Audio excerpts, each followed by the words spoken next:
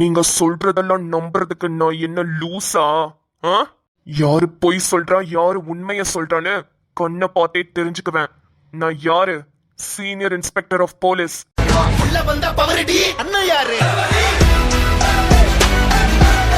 எவ்வளவு கேஸ பார்த்திருப்பேன்.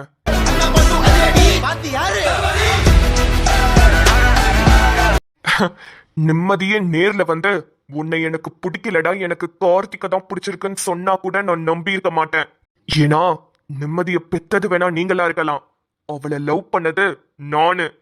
ஏன் நிம்மதிய பத்தி எனக்கு தெரியும்.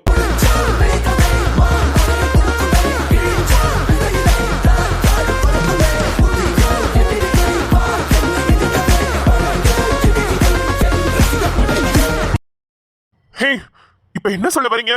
அத நான் கேட்கணும். இப்ப என்ன சொல்ல வரீங்க? இல்ல நீங்க என்ன ட்ரை பண்றீங்க? என்னையும் நிம்மதியும் பிரிக்கலானா? அது நடக்கவே நடக்காது. இவ்வளவு நேரம் என் மனசுல மட்டும்தான் நிம்மதி இருக்கா, அவ மனசுல நான் இருக்கனா இல்லையான்னு டவுட்டோட தான் இருந்தேன். ஆனா இந்த இடத்துக்கு நீங்க வந்தீங்க பாத்தீங்களா, இப்ப எனக்கு ப்ரூவ் ஆயிடுச்சு நிம்மதி மனசுலயும் நான் தான் இருக்கேன்னு. எப்படின்னு தானே கேக்குறீங்க? உங்க முகத்துல இருக்க பயமே சொல்லுதே சார். எங்க நிம்மதியும் நானும் சேர்ந்துருவோமோன்னு ஒரு பயத்துல துட்டிக்கிறீங்களே. நிம்மதி மனசுலயும் நான் இருக்கேன்னு தெரியாமையா வந்திருப்பீங்க. இதுலயே தெரிஞ்சுக்கிட்டேன் சார், இது போதும் எனக்கு. அவ இங்க நேர்ல வரலனாலும் பரவாயில்ல, எங்க 2 பேரோட மனசுல நாங்க 2 பேர் இருக்கோன்றதே நாங்க தெரிஞ்சுக்கிட்டா போதும். அதுவே எங்களை ஆட்டோமேட்டிக்கா சேர்த்து வச்சிடும் சார். இவ்வளவு நேரமா உன்கிட்ட மரியாதையா தான் பேசிக்கிட்டு இருக்கேன். வேண்டாம், என் பொண்ணை விட்டுரு, அவ்வளவுதான் சொல்லிட்டேன். ஹலோ ஹலோ, என் பொண்ணை விட்டுட்டு போன்னு சொன்னோன்னே அடுத்த நிமிஷம் எதையுமே யோசிக்காம வேணான்னு சொல்லிட்டு போறதுக்கு நான் ஒன்னும் உங்க பொண்ணோட சொந்தக்காரன் இல்ல சார். உங்க பொண்ணுக்கே சொந்தக்காரன். விட்டுட்டு போகவே மாட்டேன்.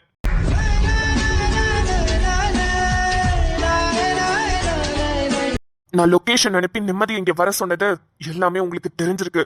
அதனாலதான் அவளுக்கு முன்னாடி நீங்க இங்க வந்திருக்கீங்க. அவகிட்ட கேட்டிருப்பீங்க, கடைசியா சொல்லு உனக்கு ஆதியை பிடிக்குமா கார்த்திக் பிடிக்குமான்னு. அவளும் இப்போதைக்கு உங்களை சமாளிச்சுட்டு அப்புறமா உங்ககிட்ட சமாதானம் பேசிக்கலாம்னு நினைச்சுதான் இப்போதைக்கு ஆதிய பிடிக்கல கார்த்திக் தான் பிடிச்சிருக்குன்னு சொல்லியிருக்கா. அதுவும் எனக்கு நல்லா தெரியும். ஹே,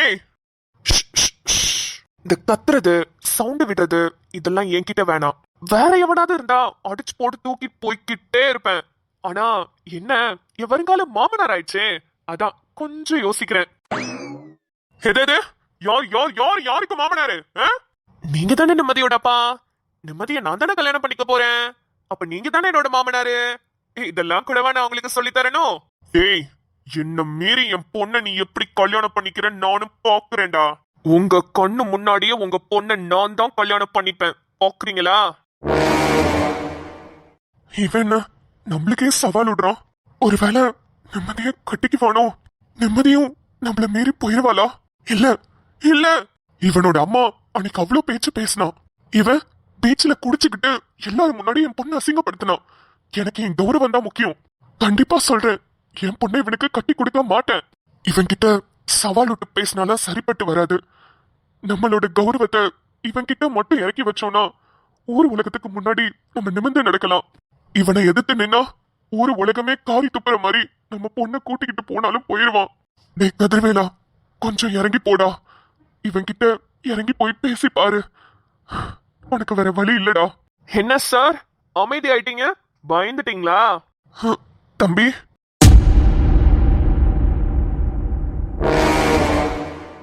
நிம்மதி உண்மைய சொல்லு. என் பையன் உன்னை பாக்குறதுக்கு தானே வந்தான். இப்ப எங்க இருக்கான் சொல்லு. இங்க பாருங்க, உங்க பையன் என்ன பாக்குறதுக்கும் வரல, எனக்கு போனும் பண்ணல. ஐ மீன் போன் பண்ணாரான்னு எனக்கு தெரியல. என் போன் ஸ்விட்ச் ஆஃப்ல இருக்கு. ஆதி எங்க போனான்னு எனக்கு தெரியல. இங்க பாரு, ஆதி இப்பெல்லாம் எங்க போறான், எங்க வரான், எப்ப வரான், என்ன சாப்பிடுறான், இது எல்லாத்தையுமே உன்கிட்ட தான் சொல்றான்னு எனக்கு நல்லா தெரியும். அது வேணும்னா உண்மைதான்.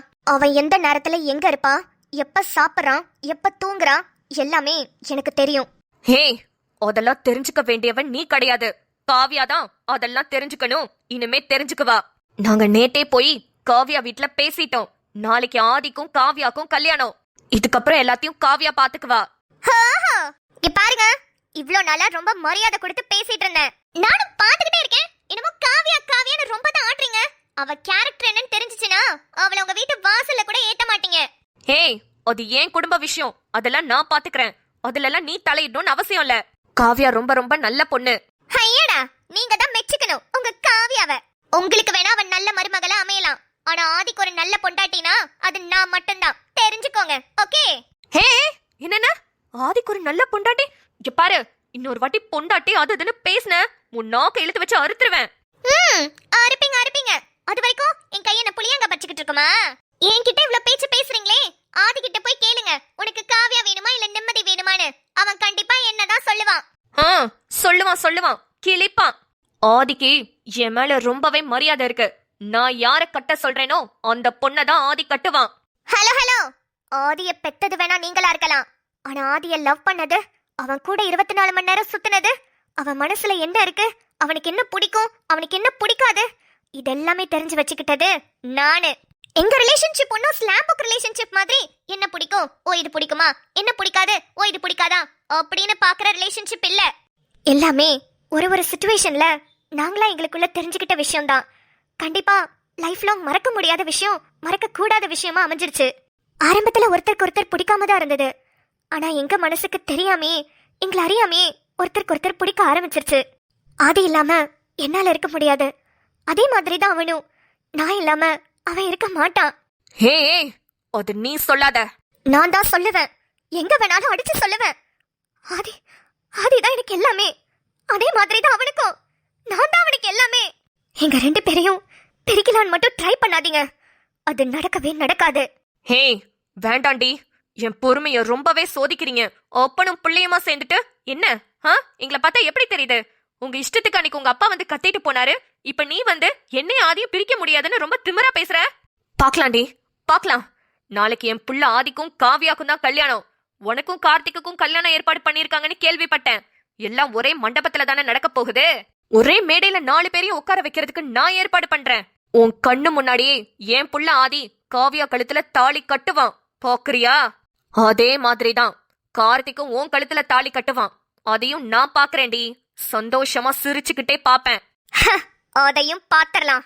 எப்படி எப்படி ஏன் கண்ணு முன்னாடி ஆதி காவியா கழுத்துல தாலி கட்டுவானா? நடக்காது. ஆதி அதை கண்டிப்பா நடக்க விட மாட்டான். ஏன்னா அவன் அவன் என்னோட ஆதி, அவன் என் மச்சான். என்ன கஷ்டப்படுத்தணும்னு ஒரு நாள், ஒரு நிமிஷம், ஒரு நொடி கூட நினைக்க மாட்டான். ஆனா உங்களை நினைச்சாதான் ரொம்ப கஷ்டமா இருக்கு. ரொம்ப ஓவர் கான்ஃபிடென்ட்ல பேசுறீங்களே, அதான்.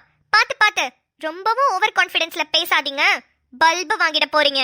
ஏன் ஆதிய பத்தி எனக்கு தெரியும். அவன் தாலின்னு ஒண்ணு கட்டி அவனுக்கு பொண்டாட்டியா ஒருத்தி வரணும்னா அது நான் மட்டுமா தான் இருக்கணும். பாருங்க.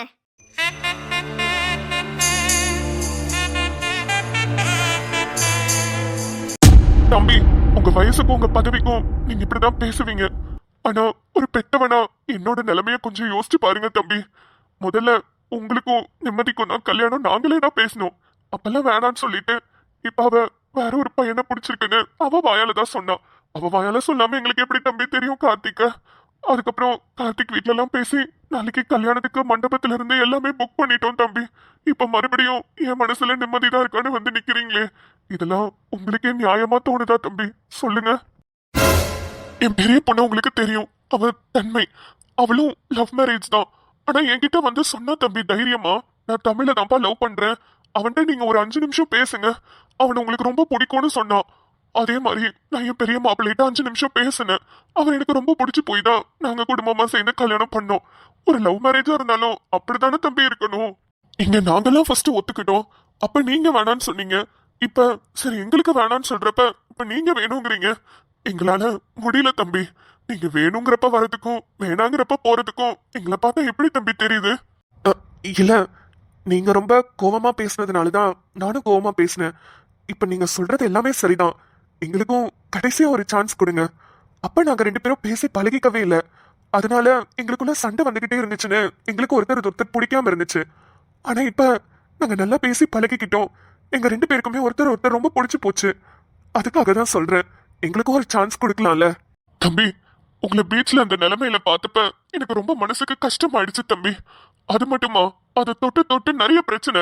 என் பையனை நீங்க கை நீட்டி அடிச்சிருக்கீங்க, என் பொண்ணு மனசு கஷ்டப்படுற மாதிரி பேசியிருக்கீங்க. உங்களை இவ்வளவு தூரம் பார்த்துட்டு நான் எப்படி தம்பி என் பொண்ணு உங்களுக்கு கட்டி கொடுக்கறது சொல்லுங்க? அதுக்குதான் தம்பி சொல்றேன், எனக்கு மனசு வரல, எங்களை விட்டுருங்க. என் பொண்ணை விட நல்ல பொண்ணா உங்களுக்கு அமையும். அதான் நீங்களே யாரோ பார்த்து வச்சிருக்கீங்களே, அந்த பொண்ணை கட்டிக்கங்க தம்பி. இதுக்கு மேலேயும் எங்களை தொந்தரவு பண்ணாதீங்க. உங்க கால்ல விழுந்து கேக்குறேன் தம்பி. ஐயோ ஐயோ, என்ன பண்றீங்க? எந்திரிங்க தம்பி. என் பொண்ணை விட்டுறேன்னு சொல்லுங்க, அப்பதான் நான் எந்திரிப்பேன்.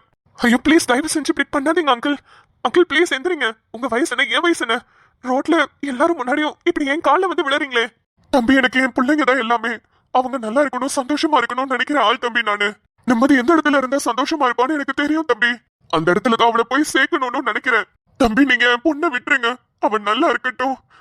அவளை மட்டும் நீங்க கல்யாணம் பண்ணிக்கணும்னு நினைச்சீங்கன்னா சத்தியமா சொல்றேன் தம்பி, நான் செத்துருவேன்.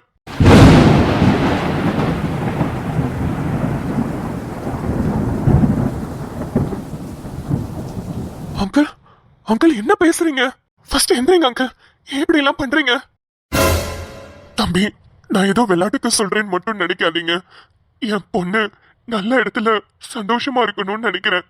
உங்க அம்மா அன்னைக்கு வீட்டுல என்ன அவ்வளவு பேச்சு பேசினாங்க, என் பொண்ணையும் தான் பேசினாங்க. இப்போ நீங்க எப்படி சொல்லும் போது உங்க வீட்டுக்கு எனக்கு அனுப்ப இஷ்டமே இல்லை தம்பி. தயவு செஞ்சு எங்க குடும்பத்தை விட்டுருங்க. நாளைக்கு காலையில என் பொண்ணுக்கும் கார்த்திக் மாப்பிள்ளைக்கும் கல்யாணம். அவங்க கல்யாணம் நல்லபடியா நடக்கணும் தம்பி. இதுக்கு மேல என்னால அவமானப்பட முடியல. நிச்சயதார்த்தம் உங்களுக்கும் நிம்மதிக்கும் தான் நடந்துச்சு. அந்த அவமானத்துல இருந்து வெளியே வந்துதான் நான் சந்தோஷமா கார்த்திக் மாப்பிள்ளைக்கும் நிம்மதிக்கும் கல்யாணம் பண்ணி வைக்கணும்னு நினைக்கிறேன். தயவு செஞ்சு அந்த கல்யாணத்தை நல்லபடியா நடக்க விடுங்க தம்பி. ப்ளீஸ் தம்பி. என் பொண்ணு கல்யாணம் நடக்கிறது உங்க கையில தான்ப்பா இருக்கு. அங்கிள், நான் உங்களை ஒண்ணுமே கேட்கலப்பா. என் பொண்ணு தயவு செஞ்சு விட்டுருங்கன்னு தான் கேட்கிறேன். அந்த உதவியை மட்டும் எனக்கு பண்ணுங்கப்பா, போதும்.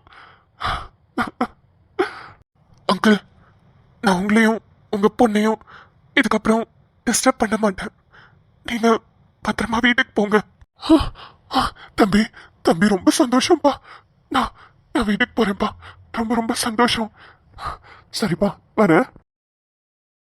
நகரும் நெருப்பாய் கொழுந்து விட்டிருந்தேன், அணைந்த பின்பும் மணலின் மேலிருந்தேன்.